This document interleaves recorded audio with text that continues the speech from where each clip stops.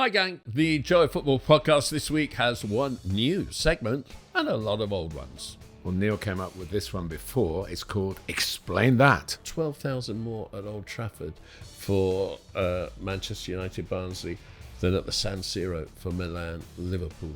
Explain that. The new segment is comparisons, in which we take players of different eras and compare them. How does Erling Haaland really feel? Erling Haaland, to me, has kind of better movement off the ball than Ronaldo. And we have the voice of passion, which is Neil's, and me trying to put some perspective on it. When an Arsenal player towards the end of the game goes down claiming cramp at Manchester City, and you know he hasn't got it, the referee should go over to him and say, I'm counting to 5 and then booking you. This week's Martin Tyler's letter from the Gantry is about David Raya and a number of ex-Arsenal goalkeepers plying their trade in the Premier League. And if you're looking for reasons to suggest they could finish higher, start with David Raya.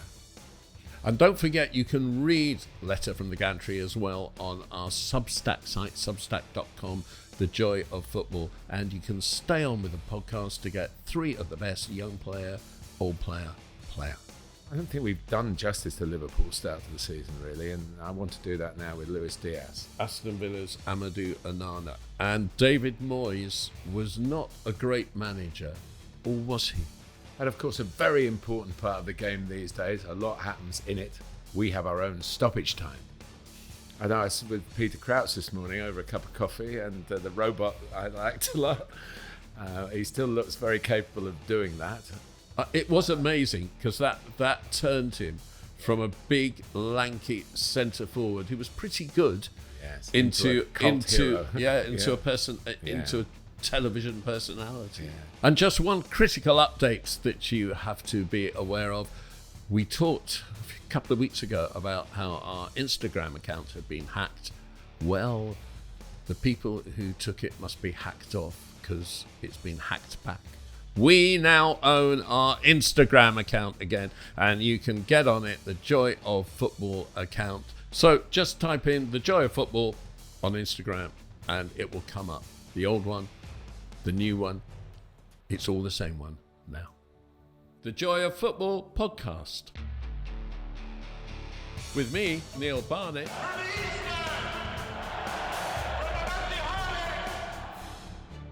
And with me, Martin Tyler. Looks like Xavi! Rooney! Aguero!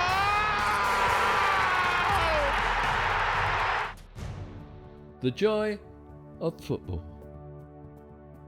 Hello, the Joy of Football podcast today with Martin Tyler, the greatest commentator in the world, and me, Neil Barnett, the sourest football supporter in the world. Only at times.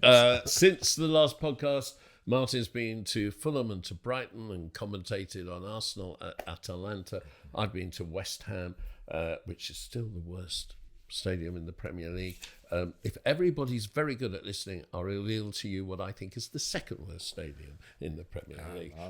I'll be interested to hear that. That's not from the view of away supporters or anything like that. It's for a completely different reason. But that's I'll throw that in at the end. It's probably got something to do with food, knowing you. No, it's not. No, right. Absolutely, no. But I'm going to start with this week. Explain that. Martin Tyler, explain this. The crowd at the wonderful Milan versus Liverpool game in the Champions League was around 59,000. The crowd at the less important Manchester United Barnsley Carabao Cup tie was around 71,000. 12,000 more at Old Trafford for Manchester United Barnsley than at the San Siro for Milan Liverpool. Explain that. By the way, the stadia are about the same size, just under 80,000. Yeah, but they're capacity. Not the same distance apart for away fans, are they? For Liverpool fans to get to Milan would take a lot of effort, and I know a lot of them go, and they do get very good away support and deserve it with that Champions League. And of course, it's a wonderful fixture, Milan-Liverpool, with the 2 finals that they had in the Champions League. And 2 of the 3 top winners of the European Cup Champions League. So massive history, great match, and worthy of the tradition of it. But I worked for Yorkshire Television for 5 years, and pop across from Yorkshire to Manchester is a very easy journey. And for Barnsley, of course, who had that one season in the Premier League, it's a chance to go to one of the iconic, if slightly aging, stadia that we have. And that played a big part. Cup allocation, you get more tickets than you would do for a league game. And I think it's a credit to the still pulling power of Manchester United for all their difficulties and for all the criticism that's pointed at them, their manager, individual players, the ground. They're still a big, big pull. And so I'm not surprised. I had a very personal interest in it. Kyron Lofthouse, when I was coach at Woking, we brought in from Oxford United, where we had a great relationship with Oxford United. Derek Fazackerley is an absolutely top guy, coached England, but he's been working for Oxford United for a long period of time. He recommended Kyron Lofthouse to us, and eventually Kyron got a move to Barnsley. And he came on in the 63rd minute from the away dugout at the same time that Bruno Fernandes came on for Manchester United from the home substitution. I would imagine, knowing Kyron, that was a special moment just to play there, but to arrive in the game at the same time as one of the great names in the game. So was he any relation to Nat? No, he isn't. He didn't even know who Nat Loftus was, I think, when we talked about it. But he was called Lofty, so I don't know whether Nat was ever called that. I've got a different viewpoint on this. I've got a viewpoint that Milan charged too much for their tickets. They went in over the top for the Champions League. Now there's a pricing structure placed by UEFA on away supporters, so there would have been maximum away support, I'm quite sure, from Liverpool without any shadow of a doubt. And the lack of support was Milan. They put the prices up too high. This is the problem that is threatening a lot of football at the moment, especially because if you have enough high prices, it doesn't matter if you sell out or not, you'll still make more money than if you priced it as Manchester United Barnsley would have been priced. Because one of the great things about the Premier League, certainly this century, I don't think it was introduced so much before 2000, is that clubs have reduced prices for domestic cup games. And indeed for what used to be the Champions League group stage, it's now the Champions League stage. But just to cut across, there are prices for cup games, whereas before, if you were a season ticket holder, you got the cup games thrown in. Yeah, that's true. So that's another move which has hit the fans in the pocket. Listen, Aston Villa have had a lot of criticism recently. By the way, what Aston Villa are doing on the field, what a great week they've had since we last spoke in this kitchen. And but they've had a lot of flack. I would imagine they sell out. The cruelty of it, the reality of it in the free market economy, you don't have to go, however much you love your team, and will they price the fans out of the market? It's going to take a lot to do that, because somehow, and it's amazing, and I'm a football fan, I followed Woking all my life, and of course the pricing for the games that I've gone to as a younger person, I mean, there's nothing anyway comparable to what we're talking about here. So I'm a great champion of the fans. I think we're all in football, even perhaps not the executives, that may be, but they've got targets to meet. Everybody's got another side to their story. But if this was the case, Neil, and you've raised it, so I respect your view on it. If the Milan fans said it was too much, well, they've done it. They've voted with their feet, haven't they? I also want to go just very quickly back to the League Cup and what English club supporters think of the League Cup. And I just want to give the winners of the League Cup over the last decade or so, because it is the big clubs. So it's taken seriously at a level that is important. I'll come on to that in a moment. But the League Cup winners going back 2024 Liverpool, 23 Manchester United, 22 Liverpool, 21, 20, 19 and 18 4 consecutive years Manchester City, 17 Manchester United, 16 Manchester City, 15 Chelsea, 14 Manchester City, big clubs. You've got to go back to 2013 to say Swansea won their only major trophy. Bradford City. In the final. Yeah. Well, they beat Chelsea in the semi-final. I'm not forgiven them. But the truth is, they come through these rounds where we know, I keep the records, it's still handwritten, the appearances. So you write out the first couple of league games and you've got maybe 14, 15 players, maybe in Chelsea's case 18 or 19, but they've made you put a tick under their names, write the squad number in, and then you come to the Carabao Cup games and then you start again. You've got, I think it might be Brighton have used, and Southampton, they've used massive number of players already this season because they've completely refurbished the team for the Carabao Cup. But the big clubs managed to get through. They've obviously got the depth of the squad, so they get into a position where suddenly it is serious. And those 4 consecutive Manchester City, when Pep's annoyed when they get knocked out of the Carabao Cup, it's not sort of a competition that's tossed away. I think there are 2 important things to say here. One is that for the bigger clubs, it's really a critical competition because it keeps your squad players involved, it keeps your squad players match fit, and it makes them more competitive. Eric Ten Hag would not be manager of Manchester United now if he hadn't won the League Cup in his first season. He's used that as a lever, and of course he's backed it up with the FA Cup as well. So that's how important it is at the big clubs. And the second thing that I think is really vital is because of the pricing at these competitions, younger people can go. Now with the Carabao Cup, it's an evening game. So I think it's absolutely critical that the FA Cup, which is losing games to midweek all of a sudden, is under pressure from the Premier League. And losing replays, so losing games full stop. But they are midweek. But I think it's absolutely critical that the FA Cup hangs on to its weekend status as far as it is now. Mustn't be cut back anymore because kids can go to these games if they can get hold of the tickets because they're cheaper. This is crucial to football progressing as wonderfully as I think there's great awareness of that, Neil, because the Premier League are very, very strong on being a weekend competition. They do have some midweek dates, but more and more they're wanting to define their competition through the Saturdays and Sundays. And, it is right.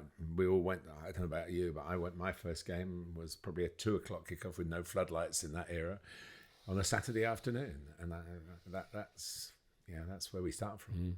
Okay, that is, explain that. More people went to Manchester United because they could afford to. There you go. Now for our new segment. This is called Comparisons. And Comparisons allows us to take people of different eras or people who are linked in some way and compare them. And Erling Haaland scored his 100th goal in his 105th game for Manchester City. And the only time at the top level that's been achieved before was Ronaldo Phenomenon. Got 100 in his first 105. No, it was Cristiano Ronaldo. Oh, was it Cristiano? Yeah, and his for Real Madrid. Yes, but I've gone for Ronaldo the Phenomenon because he was a centre forward and Haaland is a centre forward. Cristiano Ronaldo's become a centre forward, but you're right, the comparisons. The comparisons are obviously a fantastic conversion rate, great acceleration, physical power, different shapes of bodies, but I think the hunger that I always talk about with strikers, do they really want to score a goal? Do they come off the pitch unhappy when they haven't scored, even if they've won? I think that would come into the categories. The difference, of course, and it's just the luck of nationality. I do respect... I don't know if I should say this really because it doesn't work out too well, but he could have been played for England, Erling Haaland, therefore he'd have a chance of winning the World Cup. But of course, Norwegians will turn around and say, well, hang on a minute. You've only ever won it once. But of course, the Phenomenon won the World Cup and was the top goal scorer. And if Erling never gets his chance to express his wonderful array of goal scoring talents in the world stage, he depends obviously on a lot of other factors falling into place. If Norway get the best out of him and then he does get to play in a World Cup, it would be a fascinating observation to see how he does. It is a fact that Ronaldo is the last person who I think won the World Footballer of the Year, Ballon d'Or, whatever it was called that year. It was a centre forward. And I know Messi has played there and Cristiano's played there, but who was a true centre forward, and Haaland has got to be in the running as we go forward. I think they're completely different players, which is intriguing because Ronaldo to me was a guy who could run in behind like Erling Haaland can run in behind, but who most often came for the ball, demanded it at his feet, even though he was a bull of a player, and would turn and just go for goal. He kind of reintroduced really the cult of the individual, I think, more than any other player, when it was very much a team game. And he went for goal. And I don't think he thought about passing until his options for dribbling past people was running out. He didn't lose the ball a lot because he was such a great player. Well, he was so strong. Back to the goal. Chunkier than Erling Haaland. Yeah. So a way of protecting the ball, I think, despite Erling's massive physical abilities. And as you say, a culture of Brazilian football, possibly. But he was more of an individualist, whereas Erling Haaland, to me, has kind of better movement off the ball than Ronaldo to get into scoring positions, and is happier than Ronaldo would have been at being out of the game in order to get into the position to finish the game. That's a really good point, because we've touched upon it here before. How does Erling Haaland really feel about playing in games that he wins? He gets all the plaudits, he gets all the rewards for it, and rightly so. But would he like to be involved more? And you're right. I'm sure Brazil's Ronaldo would have been desperately. He'd go back to get it off his goalkeeper these days, wouldn't he? Yeah. Definitely different in that sense. But really, the game's been blessed to have them both. Yeah. Right, two more. Tottenham and England, and other clubs as well. Harry Kane and Gary Lineker. Well, I would say different in the physicality. Gary Lineker operated in the penalty box between the widths of the goalpost if he could. Didn't like other forwards getting in the way. Liked to play up front on his own he can articulate how he scored his goals. I'm always impressed with that. The movement, he knew where to move, when to move. The ball didn't just drop for him. People say, they had a knack, and goal scorer's knack. Well, he didn't. He worked it out, because when I first saw him play, he played on the right wing for Leicester, and built a career further forward from that, and what a wonderful career it was. So I think but they, again, I go back to what I said just now about the goal scoring mentality. I mean, they both goals, live and breathe goals, and Harry's record. I mean, Harry started off as a midfield player as a kid, and therefore I think he's got some things in his game that set him aside from other more conventional centre forwards. And it's important to remember that at Tottenham he always wore number 10 because coming through the ranks in the youth team and the academy setup, that was how he played. He wasn't the number 9. No, he wasn't a shearer, was he, in that sense? No. But it is difficult. I mean, what's happened in the time since Gary Lineker was playing, I think the game has moved forward in favour of attacking players. The discipline for defenders who go off limits, so to speak. The limits are more narrow now that they have to operate within. The pitches are better, which helps forwards.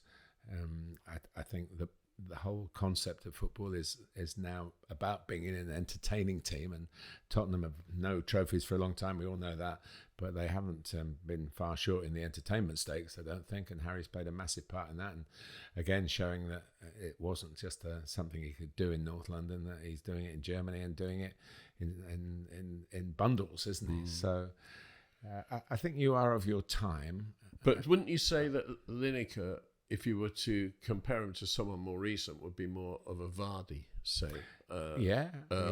It was about movement. He'd be very happy with that comparison as a Leicester man. But it was about I hadn't thought of that. But it was about movement. It was about and he thrived for England off a number 10 who was in those days a second striker rather than what we now call a number 10 as an attacking midfielder, but off Peter Beardsley in his case. He thrived off that, being, as you say, the main man up front. Peter wanted the ball, Gary wanted one touch to knock it in the net, and he found the space and the places to do that. And a poacher was what we used to call them, for years and years and years.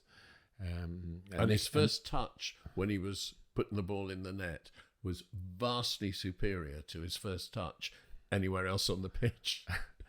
Oh yeah, extraordinary. It was a knack.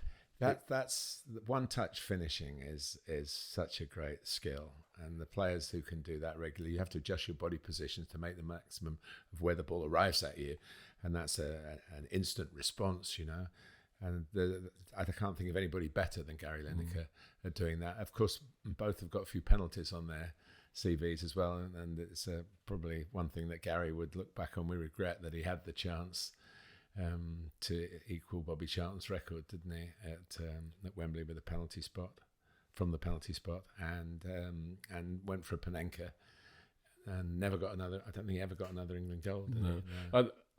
I just want to say one thing about Gary Lineker, whom I love. And there was a lot of talk. I think he never got booked, but in those days you didn't. And he'd been booked a few times in his in social media. But I just want to say that when Chelsea beat Tottenham, I think it was 3-1 in about 1991 at White Hart Lane. He slid in when Tottenham were losing for a cross. It was slightly behind him, and he palmed it into the net quite deliberately with his hand and got up as if he'd scored, and the referee had spotted it, gave the free kick. He looked deeply embarrassed, but in those days you didn't get booked for that. So the reason Gary Lineker never got booked was simply different breaches, different misdemeanours. He played a long time with another saint of the road, really, Alan Smith, who got one booking in his career, which was at Wembley in a FA Cup final. And so between them, they're angels of the East Midlands, I think is the expression. Right, my final comparison, or our final comparison this week, and I'm talking about the footballers, not the football managers, Pep Guardiola and Mikel Arteta. You wrote this yesterday before the game was played, and in good faith about players. I don't know whether we can embrace it without referring back to the game at the Etihad. Of course we can. Pep Guardiola had a more outstanding career, so I would think it perhaps a bit more creative. Mikel Arteta was a very hard-working player. I mean, you perhaps see it in the way that he goes about getting his team into industry as opposed to artistry, which maybe with Arsene Wenger's teams were. That's not to say Arsenal don't play some artistic football under Mikel Arteta, but Pep probably. I wonder whether he looks back and thinks he could have achieved even more in his playing career. He had a long playing career. He was going to come to England, wasn't he? And didn't in the end. I think that right towards the end of his career, he kept playing as long as he could. But they're both. I mean, he was more kind of impactful, I think, as a figure than you'd imagine him to be. He was quite tall, quite very slim, and he kind of he was a holding midfielder, and he bestrode the kind of that role very Rodri-like in a way. That's a pretty high compliment, isn't it? Maybe we should be comparing him with Rodri and not Mikel Arteta. But I just think if you look at the playing stats and international playing, and Pep has clearly got the edge on Mikel, and he's got a man who wants to take the edge from him in terms of management. The interesting thing is Arteta. I mean, Arsenal when they were better than they are now. Arsenal, captain of Arsenal. Yeah. But it never quite happened, did it? No, it was not always at the right time for those clubs, was it? So, and that's also the luck of the draw, really. But he kept going, and he kept. He came to British football in Scotland, didn't he, with Rangers? So he's done the hard yards. Yeah, he has. Now, Pep won the European Cup with Barcelona the first year that they won it in 1992. He was part of the team under Johan Cruyff that won the league, was it 4 times in a row, something like that, in the 1990s, that just took over Spanish football.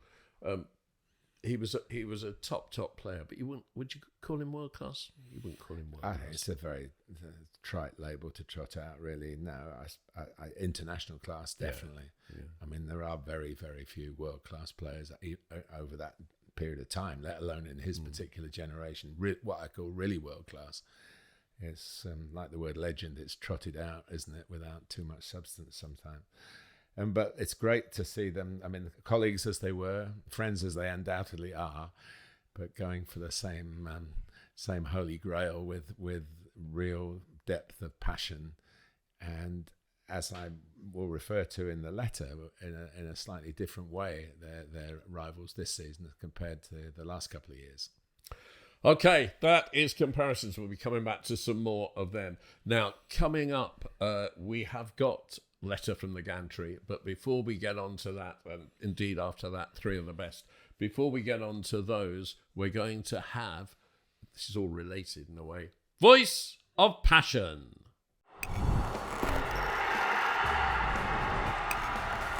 Voice of Passion. And Voice of Passion this week is a response to letter from the Gantry last week, in which you spoke about the Chelsea supporters harshly singing at Anthony Taylor down I at said Bournemouth. wasting their breath. Yes, singing at Anthony Taylor, because it have not any impact at all.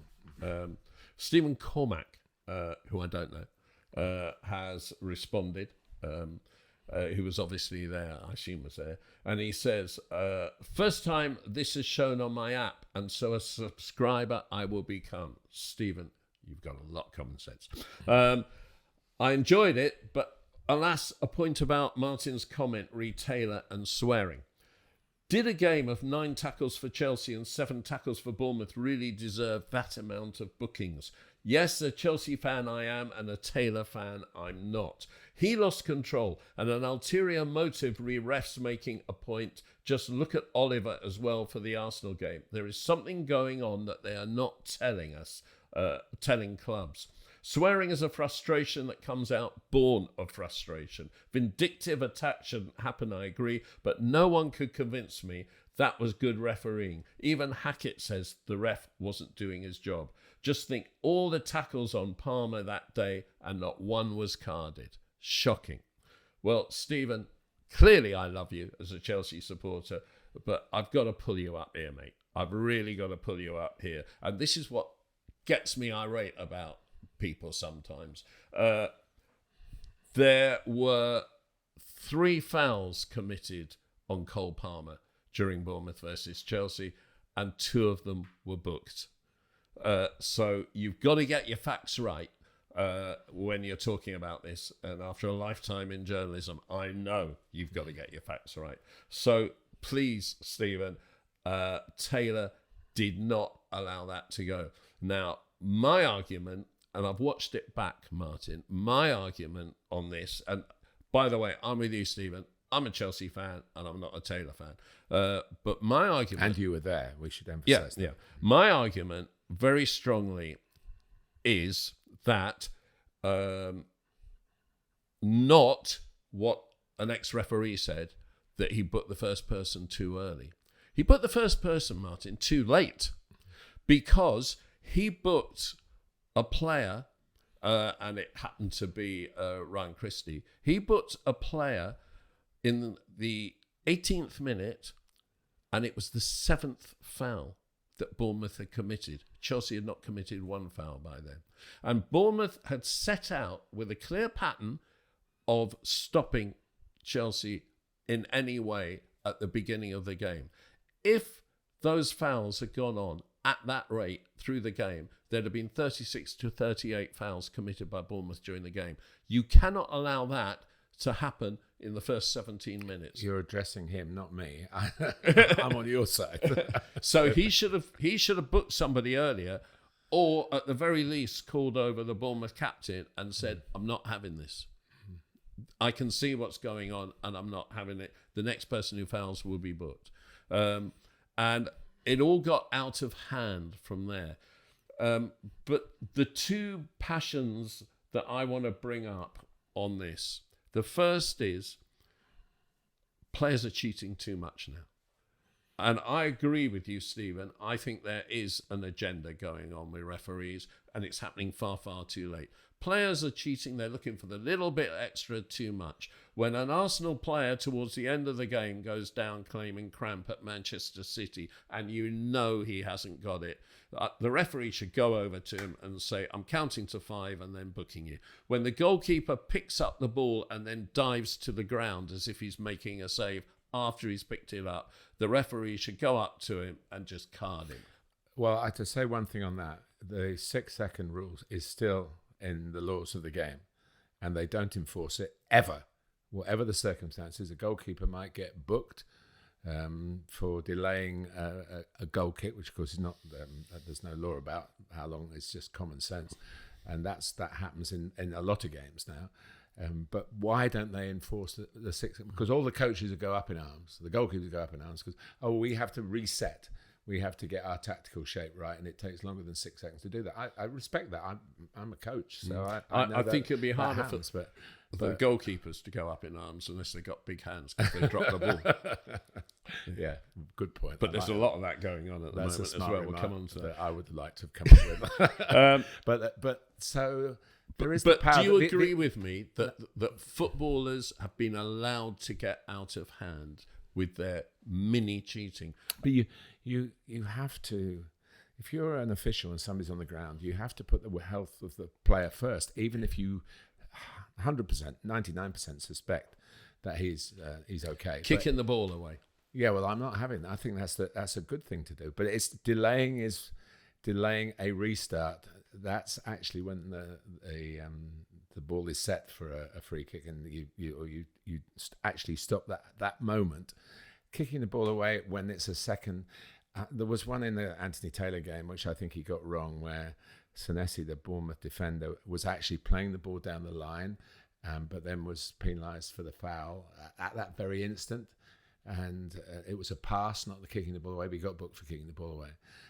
And Trossard comes into a similar sort of category of that. At Manchester City. Yeah, for Arsenal at Manchester City. So I think they've got to give themselves a little bit more. Trossard should have been booked for the flipping challenge. Never mind. I think he was trying to avoid that happening, and then he fell down another hole. But the agenda that I suspect, because I was at Brighton, where Hurzeler and Nuno, both managers, got sent off. Against Nottingham Forest. It was. I think behaviour in the dugout is a problem. That's easier to address. Well, behaviour in the dugout and behaviour on the pitch is just. It's referees are just. But you can't. Francis Lee played for Manchester City in late 60s and 70s. Lee won pen was a headline because Francis Lee was a diver. Well, I mean, you're going back over 50 years. Yeah. So why are we bringing it out now? Because I agree. So the players will do everything they can to win. The difference, which you want. Yeah, but the difference is now is everything is so important. Every decision, every goal, every result has a massive impact, much more than in the past, and we see that in the changes of coaches and the headlines about the game. Everything is under the microscope, forensically analysed, and it makes it really difficult. It does. And I don't think the camp.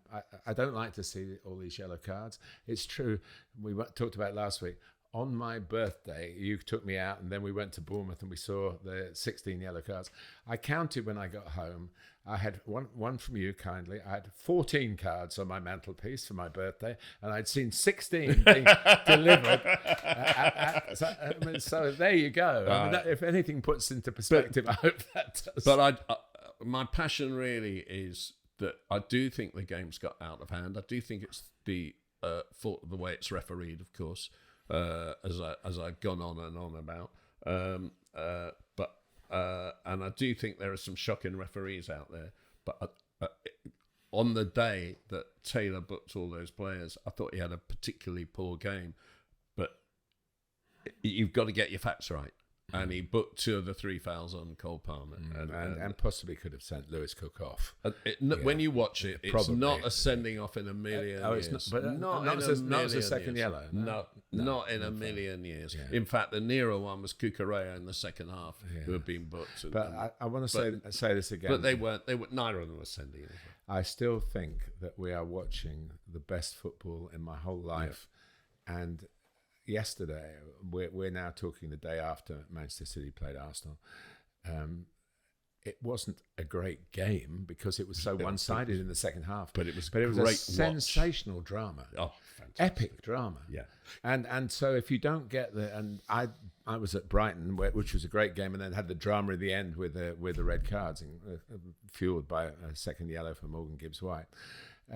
Again, the sense of theatre, the way the game is, the pace of the game, the characters in the game, and the joy of the fans. I know we're talking about frustration in fans at times, but the experience. I walked out after the game at Brighton 2, Nottingham Forest 2, and mingled with fans from both sides. They'd had a fantastic day. Nobody was going, "Oh, that shouldn't have been a penalty for Forest." Nobody should have gone, "That shouldn't have been. What about this?" They had loved it, and rightly so. It was brilliant, and the game is brilliant. And it's interesting what you say about this, because I won't go into this now, but a voice of passion, quite possibly next week, is going to be we have safe standing areas now. I want safe desegregated areas. How the fans can mingle. Yeah. Because when you and I grew up, there wasn't even match of the day. And the way you found out about the opposition was through the back pages of the newspapers and through talking to their supporters at games. And one of the things you get now is the tribal ability to ignore the truth, which is a cult of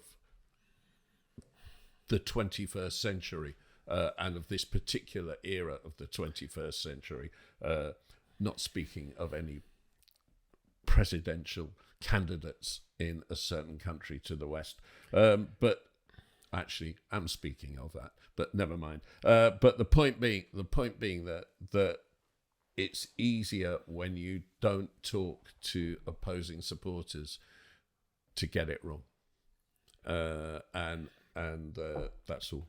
2 of the fouls of the 3 that Palmer suffered received yellow cards. But Stephen, you're not wrong in everything. Okay, we will go from the response to a letter from the Gantry to Letter from the Gantry by Martin Tyler. Letter from the Gantry.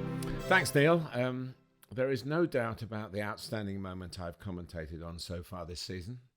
It came in Italy for a London club from a Spanish goalkeeper. Arsenal's David Raya did well enough to save a penalty from Atalanta's Matteo Retegui, Serie A's joint top scorer at the time. But only he really knows how he kept out the follow-up from the Argentine-born Italian international. The forward's subsequent header seemed a formality, with so much of the goal gaping. Having gone to his right to parry the spot kick, Raya dropped to his left in an instant to grab the ball right on the line. It was the kind of recovery which top keepers repeat in training week in, week out. Constant practice made perfect for that vital moment. It was a truly sensational save. David Raya went on to keep his clean sheet. Arsenal started their adventure in the New Look Champions League with a valuable away draw. Now, Raya comes from Barcelona, which may be one reason why he was recruited by Mikel Arteta, who started his playing career there. He was brought in at the start of last season, arriving at the Emirates initially on loan from Brentford. He'd spent 4 years with the West London club, winning promotion and then shutting out the opposition on his Premier League debut. That opposition was Arteta's Arsenal. He actually came to England when he was turning 17 on a scholarship at Blackburn Rovers. His excellent English doesn't disguise his Spanish nationality, but many of the expressions and vowels smack of a long time spent up in the northwest. Mikel Arteta has taken some big decisions on his goalkeepers at the Emirates. Emi Martinez was packed off to Aston Villa, despite playing a big part in his manager lifting silverware at Wembley, not once but twice. Indeed, the records show that the Argentines' last 2 games for the Gunners were the 2020 FA Cup triumph over Chelsea and the subsequent Community Shield victory against Liverpool. Since then, Martinez has won the World Cup and 2 Copa Americas and is in any conversation about who is the best keeper on the planet. But Arteta rubber-stamped his departure. Bernd Leno was the chosen number 1 for a while, but he too didn't quite fit the bill and left for Fulham. Aaron Ramsdale was the winning keeper when Arsenal won the Community Shield again, saving a Rodri penalty in the successful shootout against Manchester City last year. Even with a sprinkling of England caps, he didn't quite measure up. He was recently shipped out to Southampton. All 3 are regulars in the Premier League with their current clubs. Outside the Arsenal camp, there may have been doubts about the goalkeeper now in possession, but those are disappearing fast. Raya's brilliant save in Bergamo came in the middle of a massive week for Arsenal. On the previous Sunday, he shut out Spurs, and post-Atalanta away, he performed heroically as the Gunners came within seconds of what would have been a very proud victory against their great rivals Manchester City. As you all know, Arsenal were playing with 10 men for the entire second half. And remember, in all 3 of those away games, they lacked the guile, craft and leadership of Martin Odegaard. Raya was beaten by Erling Haaland, well, no disgrace in that. And then right at the end by John Stones after a short corner cleverly engineered by Jack Grealish, which spared Manchester City's blushes. Amidst a string of superb Raya stops, there was also a succession of crosses caught in a really commanding fashion. Arsenal are standing up to be counted. They're no longer trying to beat Manchester City at their own game. They're not likely to be bullied as they were on big occasions a couple of years ago. Aggression is on their agenda now. Their set pieces, so successful, are both powerful and subtle. The critical post-match comments from Guardiola's players about Arsenal's methods could be interpreted as very grudging compliments. And by the way, if you have 53 minutes at 10 men and only score in the 53rd, surely you have to take some of the blame. Second in the last 2 seasons, Arsenal, now more practical, more pragmatic, are ambitious again. And if you're looking for reasons to suggest they could finish higher, start with David Raya. He's one of the players that I'm eating my words on. I didn't rate him at all. I saw him last season when he threw in those 2 goals at Luton, which I think was considered one of the worst performances by anybody in the Premier League last season. And I've never been a fan of him, but he has been outstanding this season, absolutely outstanding. And for me, the one of the strengths, one of the tests of a goalkeeper is, does he take control when the ball comes into the area? And in the final minutes, he came for a corner and caught it. I've never seen Raya do that before. And Gary Neville, I thought he was going to burst in excitement when that happened. And he said, you don't realise how important that save is. Well, I do. I remember Edison doing it in the Champions League final when they beat Inter Milan, but he didn't do it when the ball came over and Gabriel headed the goal. And I think that was... We saw Vicario not do it recently as well. And these goalkeepers have to sort out. And goalkeepers, I never understand when a team comes up into the Premier League why they don't buy a goalkeeper if they haven't got one who they think is going to win them 10 points a season. Brian Clough, who's been remembered recently, got Peter Shilton. Exactly. And I look won the league. And I look at this last week. Real Madrid 3, Stuttgart 1. Courtois made so many terrific saves. Alexander Nubel in the Stuttgart goal just wasn't good enough. Paris Saint-Germain 1, Girona 0. Last minute, Paolo Gazzaniga. It was a terrible mistake, wasn't it? Ex-Tottenham backup goalkeeper. Just throwing Tottenham there. Monaco 2, Barcelona 1. Not Dyer, the centre-half from Man City got sent off. The Barcelona kid from Marc-Andre ter Stegen role. Eric Garcia. Yeah. Eric Dyer. Neither of them good enough. Got sent off because of a stupid pass to him by ter Stegen. Ter Stegen, who, by the way, looks so he's out for the season, injured at the weekend. And that's tough luck because Manuel Neuer's retirement from the German national team would have opened the door for him. Yeah, and then into the Premier League. Kepa on Liverpool's first goal against Bournemouth was just embarrassing. And Nick Pope, you were there to see him. Yeah, he was caught. It was an unorthodox trying to sort of shovel the ball away when it was actually a soft shot, which he could have stopped. But these things happen in a blink, but it didn't look very good. And I'd like to hear his version of it. But the point being, if you're a goalkeeper, you're absolutely one of the most critical people. And Nick Pope's a very good goalkeeper, by the way. Yeah, so Raya has been absolutely wonderful. A ray of sunshine. Yep. Keep going. Right, okay.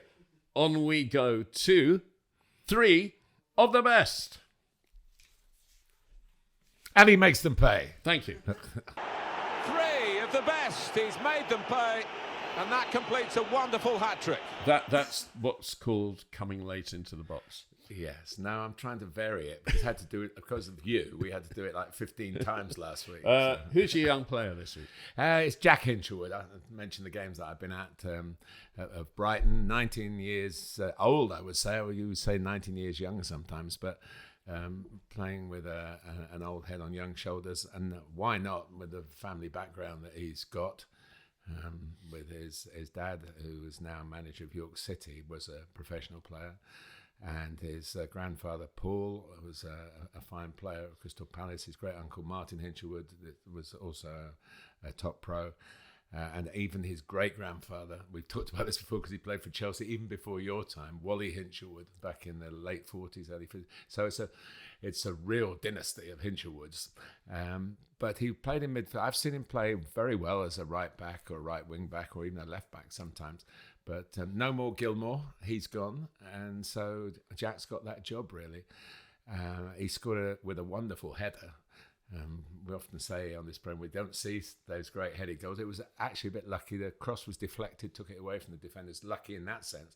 But Jack still had a lot to do. He's got a goal in him, historically. He has. And I've seen him score a couple already in the Premier League. So, and this was an important one because they were goal down at the time. But I noticed in the second half, when there was a stoppage in play, that Fabian Herzog called him across to talk to him as if he was going to be the tactical player to put into practice the instructions that they wanted from the bench. So he's very trusted. He is a midfield player. He'll develop his career in that position, I'm sure. But he was really good. And I did say to a friend of mine who goes to Brighton games, every time I come and see him play, he scores and plays really well. And somebody shouted to him along the road, "Well, come every time." He's good, and good luck to him and to his dad, who I've coached against in games when he was manager of Worthing and I was at other clubs, but he's in the National League now and doing very well. So the Hinchelwoods are still around, very much so. And Brighton in the top half of the table again.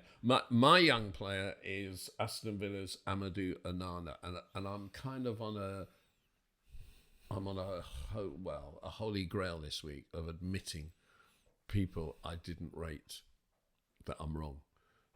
Reyes won. Everton. I saw too much of Everton at one stage last year. And the year before, I didn't rate Anthony Gordon at all. How wrong have I been on that? Though he's not been as bright this season as he was last. No, he's not alone at Newcastle in that respect. And I didn't rate Onana at Everton. Everyone said, "Oh, he's such a unit. He's such a good player." But he never scored a goal. He never made a critical pass. He gave the ball away too much. Yeah, he won it because he's a unit every so often. But I wasn't having him at all. And when Chelsea were linked with both Gordon and Onana, I kept saying, no. And Onana's gone to Villa, and he scored 3 goals already this season. He scored in their first Europe Champions League game in their win at Young Boys of Bern. And he is holding down a place in midfield on merit. He's 22, 23, and he's improving. And he's playing well in a team that's playing well. And maybe I just saw him play badly in a team that played badly. But Onana... see, I saw him for the first time at Everton, and he did score with a header at the back post from a set piece. But yeah, he should. You're looking at goal returns from players like that, and he's hit the sweet spot with Villa. Yeah, because you've got to get your share if you're going to be a top player, and he is. So well done to Amadou Onana from me, old player. Yeah, well, when I left exactly where I'm sitting now a week ago, I got in the car, turned on the radio, and I heard the passing of Gary Shaw, and we couldn't come back and add to it then, and I now want to pay my tribute to him and Toto Schillaci, who've gone from us at relatively young ages and have contributed, left a great legacy, left great memories. Gary Shaw was a bit of a pin-up boy as a young player with Aston Villa when they won the league and then became European Cup winners. So we're back on the Villa trail again. And in between, he was so young at the time. He was so young, and he had this a natural charm. He was a pin-up, but he didn't act like one. You know, he was just a natural, easygoing local lad, very friendly, and a knack of scoring goals on the pitch, which you couldn't coach really. Played a really big part in that era for Villa, and stayed with the club, but actually ran out of luck in terms of injuries, and his career didn't quite kick on. He didn't play for England when everybody thought he would. He got a couple of under-21 caps. But right to the end, he was at Villa Park. They did a very wonderful tribute to him, I think, before the game at the weekend, and recognising the seat that he'd been sitting in, and generally putting the grief into some sort of perspective for family, friends, and all the Villa faithful, you know. And I got to know him quite well, and he was just friendly, you know, very, very easygoing, lovely guy. And so it was very sad news, and it was an accident that ended his life, which is even sadder, I suppose. So I Gary Shaw remembered really with great affection. I never met Schillaci, but I was there for the World Cup in 1990 when he came from nowhere. I'm sure I had to polish up my notes on him because and he ended up with the Golden Boot, and I believe the player of the World Cup as well. And they didn't win it, Italy, and maybe on home soil they should have done, but he did.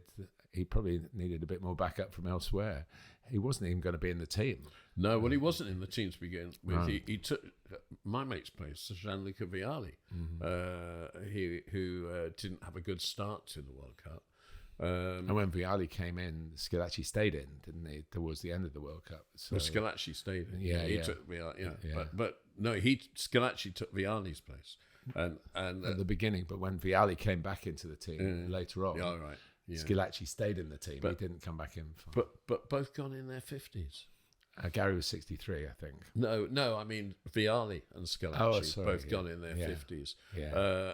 And it's just you just don't expect footballers to be knocked down through lack of health. It's such a shock.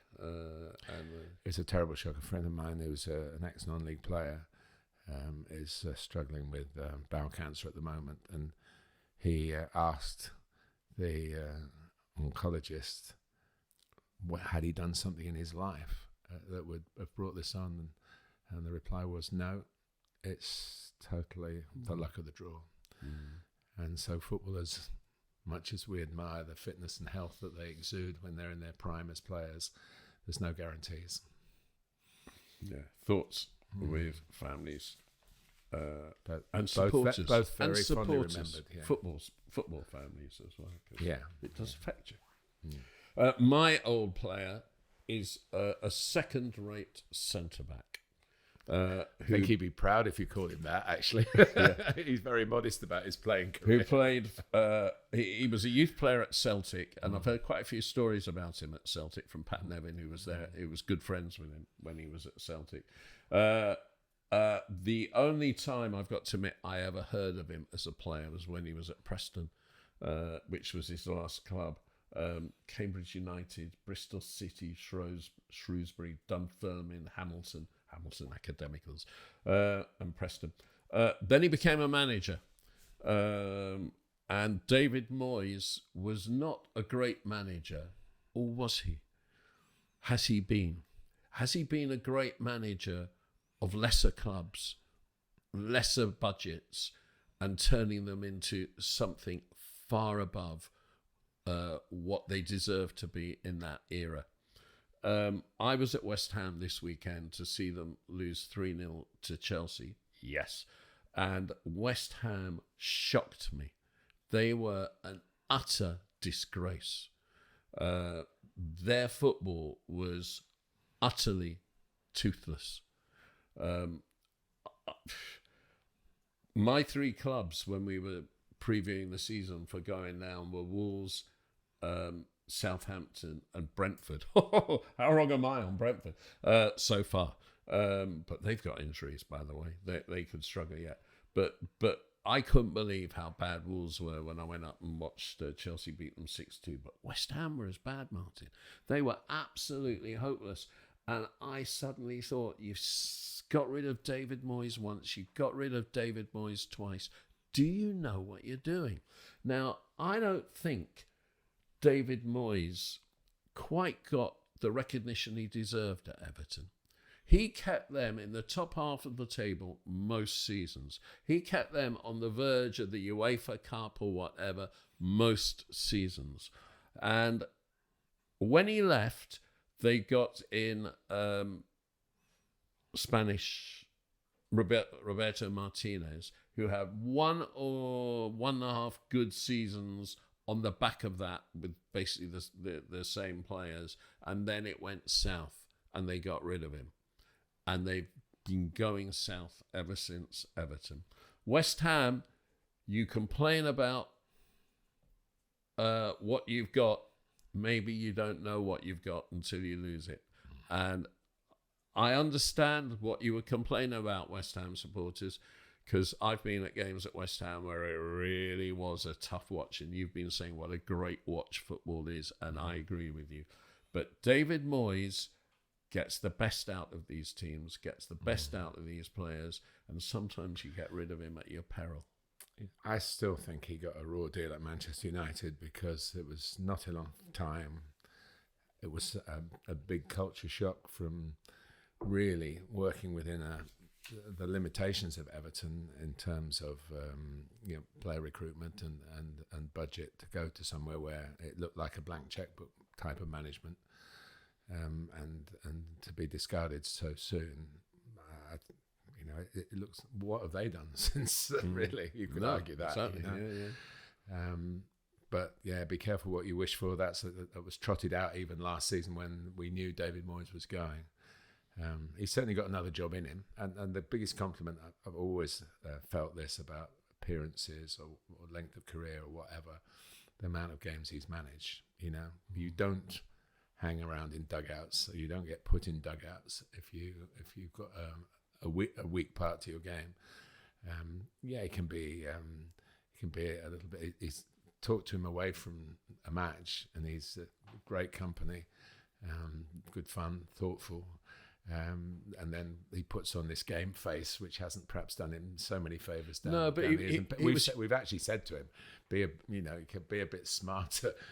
When we're asking questions, and he was used as a pundit for the World Cup when Scotland were playing. He was very good. Very good. Honestly, I've met him probably as many times when he's been out and about, either scouting or well away from the match day. And the difference is you can't. Honestly, we see it every week. Is he a Scotland manager in the waiting? Oh yeah, easily. Yeah, easily. But I'd like to think maybe he's got a Premier League job still inside him because. He sets the parameters, he gets the details right, and he knows a good player when he sees one. I'm just going to divert here slightly.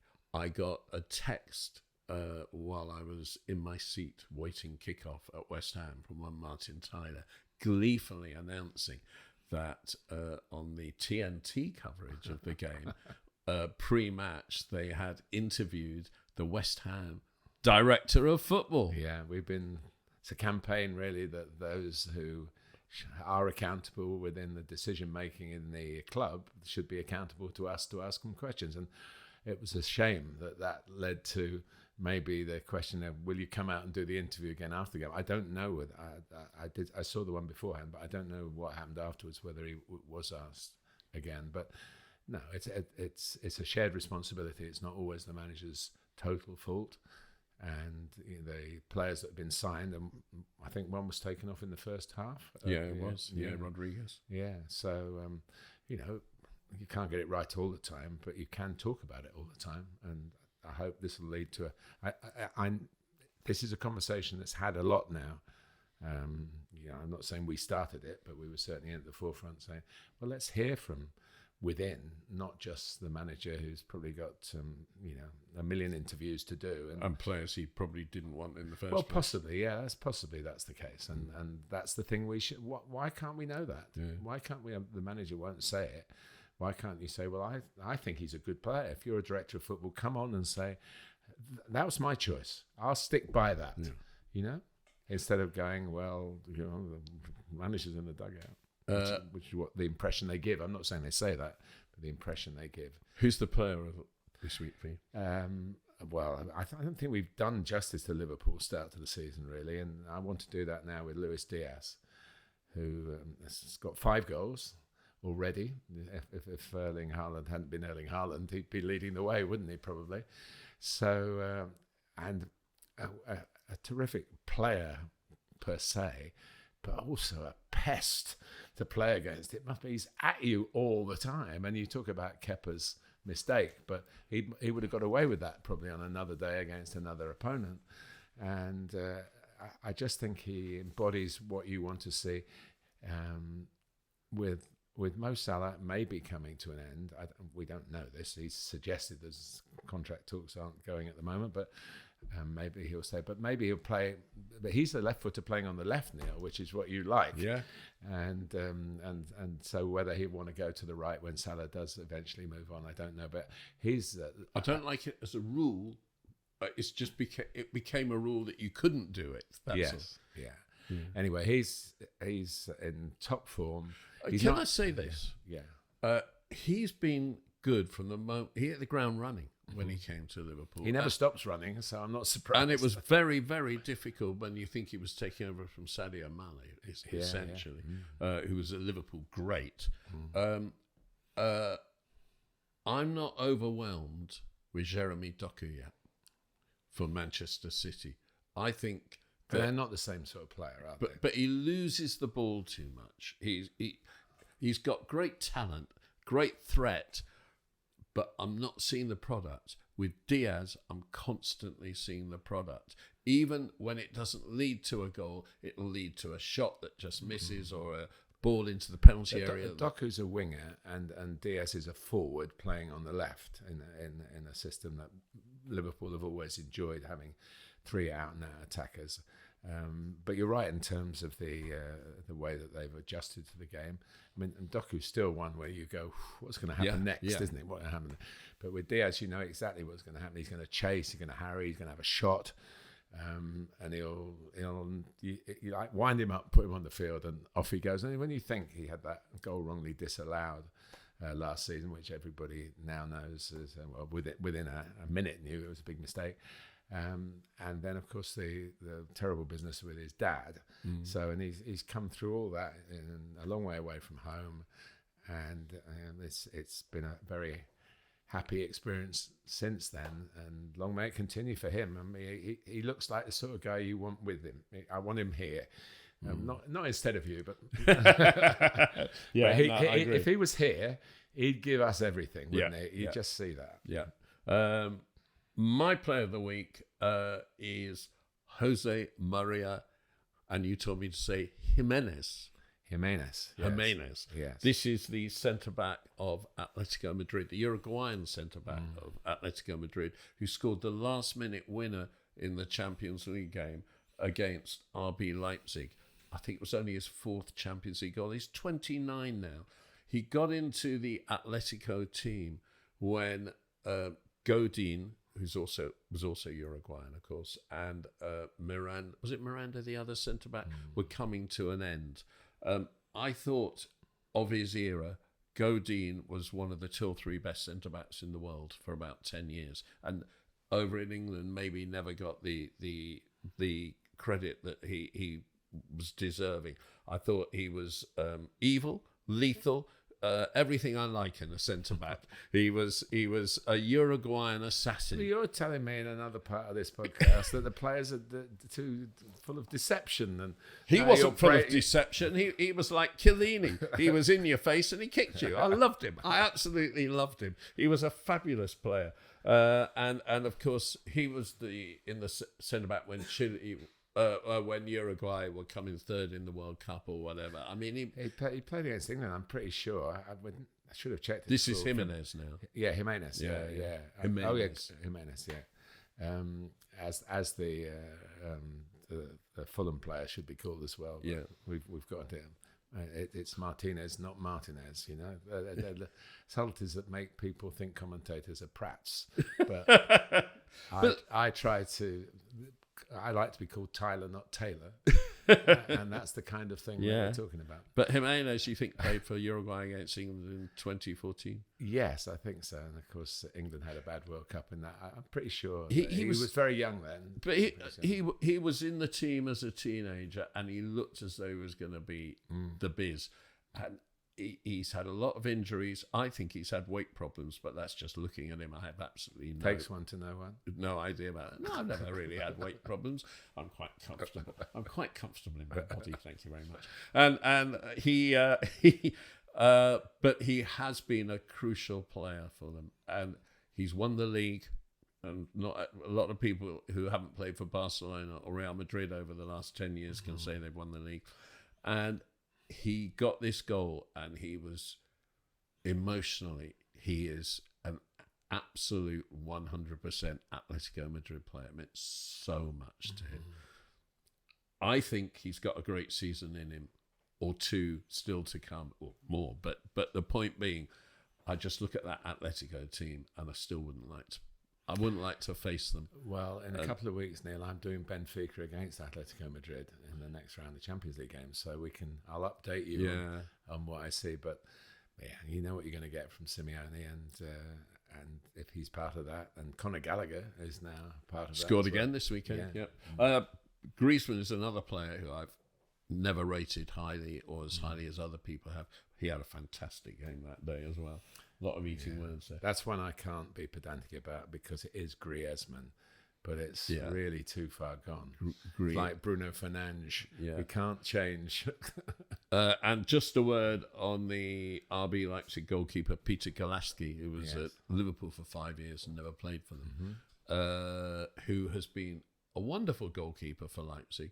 Didn't have a good game, and these things come back. You pay if your goalkeeper doesn't have a good game. Didn't have a good game. But he is a good goalkeeper. Right, that's it. Stoppage time. Let's get into stoppage time.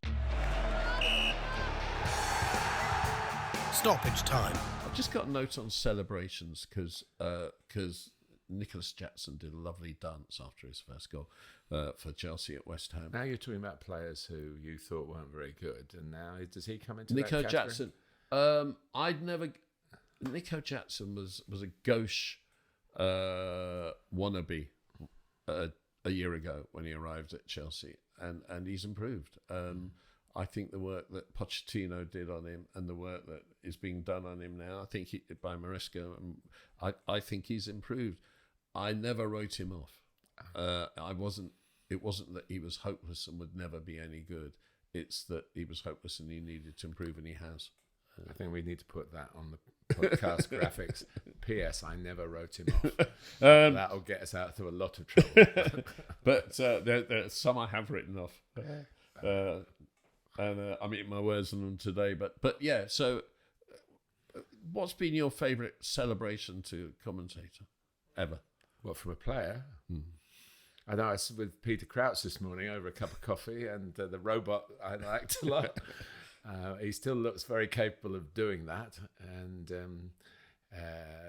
it was amazing because that turned him from a big, lanky centre forward who was pretty good into a person into television personality, stadium personality. He has got a terrific. He is really good fun, Pete.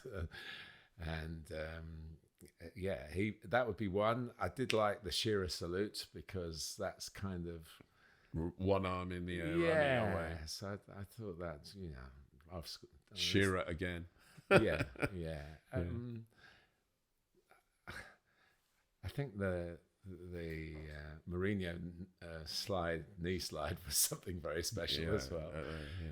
Think that it's a great feeling when your team wins, when you score a goal, and at the level with the passion in the stadium, and it does lead to excesses sometimes, but I'd rather have the excess than no emotion. I mean, you're very emotional. I keep mine to myself, but I am pretty emotional as well. I want to just bring up in stoppage time as well 2 emotional managers, because I look at the top of Serie A after 5 games. Torino top on 11 points. 11 points only from 5 games, top of the league. And on 10 points in second and third, Napoli and Udinese. Napoli, Antonio Conte. A winner. Proven winner. And they drew 0-0 with Juventus at the weekend. Antonio Conte, you can't keep him down. And I was surprised when I looked at the French table this morning.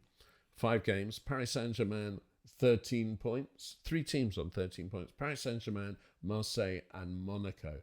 Marseille are there because they won 3-2, I think, at Lyon at the weekend. Roberto De Zerbi, who gave Brighton their best ever season and got them into Europe, gave them their first season in Europe, left and went to Marseille. Marseille have been a poor club in recent years, and they've had a great start under De Zerbi. And they not only won 3-2 at Lyon, their Argentine centre-back, I think is their captain, Leonardo Balerdi, got sent off after 5 minutes. His first foul was after 10 seconds and was rightly yellow carded. Yeah. And that's a Vinnie Jones moment, isn't it? Yeah. It would have quite possibly been a red card had it been after 20 seconds. And his second yellow was just a stupid trip after he'd been beaten, hauling the guy down. It wasn't kicking the ball away then. No, and was a technical yellow without a shadow of a doubt. So they were down to 10 men after 5 minutes, and they still won. And I'm not saying anything about the fact that he was Argentine whatsoever. They've got a few mentions to Argentinians, haven't they? But Retegui and Emi Martinez, and but what I would say, De Zerbi looks like he likes to be beside the seaside, doesn't he? From Brighton to Marseille. Slightly different resorts, I think, but certainly. But just 2 managers, possibly know what they're doing. Yes, that's all I'm saying. I'm going to finish with my second worst stadium in the Premier League, Southampton. Why? They seem to have the biggest entrances and exits of any stadium in the country, and they've got. This is really positive towards them. They've got platforms around those entrances, which is where they put disabled people. But it makes massive holes in the major stands, and you've just got areas. It's one of those stadiums that kind of one dome all the way around, no tiers, but you have these huge holes in the stadium, and I just don't ever feel there's a home atmosphere that is going to get behind the team and intimidate the opposition. And when I go there, I always feel like it's a home game for my team. I never feel as though it's that atmosphere that tells you it's an away game. And I just think the Dell was the most intense atmosphere. And the Southampton fans were horrible at the Dell in a very positive way. They were absolutely horrible, and you went there and you knew you were in for 90 minutes. And you go to Southampton now, you're in for a very nice, carefree 90 minutes, and you come away with 3 points. And I even found the year Southampton got relegated a couple of years ago, I found a good curry house in Southampton. I've never found that before. It was a good day out. Well, my moment of surprise about Southampton is I have discovered that the chief executive is someone that I coached in my first season as a coach in non-league football. Really? Yeah, and I haven't yet had the opportunity. I went to Brentford v Southampton a couple of weeks ago and tried to track him down, but he'd legged it by the time I got to the boardroom. It's not easy for us commentators to get to boardroom level. So I'm hoping I've got coming up Bournemouth against Southampton. I hope he'll be there. I'm sure he will be. And we can reminisce. But he was a Woking player we took on loan at Walton and Hersham. And I'm told, because I asked Russell Martin about whether Phil had talked about his playing days, and he said the only thing he said about it is that Woking released him, and it was Glenn Cockerell as the manager, of course, was a Southampton legend. So how Phil's found himself in Glenn's parish, I'm sure Glenn still goes to the game as an ambassador. So that'd be an interesting conversation I'd try and orchestrate at some point. So I'll tell him that Neil Barnett says the second worst stadium in the Premier League, and do something about it. Well, don't if from Chelsea's point of view, you don't want anything done about it, do you? No. But to be at Southampton, an interesting story to see how they go with the promotion. Are they going to be another Burnley, or are they going to find a way to cut their cloth to make it just a bit sharper than it's been so far? And Russell Martin's a very strong-minded manager with a lot of energy and enthusiasm, so don't rule him out. And a good beard. I mean, some people have good beards, some people, he's got a good beard. Okay. All our producers have hair on their face. I know, it's weird. And we don't. As somebody who's had a wet shave ever since I started to shave back in 15 or 16, except for one week when I had gone 7 weeks without scoring a goal in non-league football, and I said, I better not shave. And happily, the next game I scored. So that was 1970. So I have shaved every day since then. Oh, beards. Right. I think definitely we ought to now introduce no shaving for Martin Tyler for a week and see what kind of beard he can come up with in a week's time when we'll have a new podcast. We expect you to join us because we want you to. No other reason. Well done, Neil. It was a close shave. Oh, from Martin and me. See you.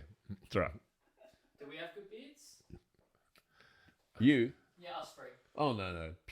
Puny. 3 puny. Yeah. Wow. Yeah. Thanks for sticking with us. Don't forget that The Joy of Football has a Patreon site. You can get more involved. And don't forget The Joy of Football is on Substack.com as well in written form. You can read all Martin's letters there and my thoughts and emotions totally out of control as ever. Hopefully, speak to you next week.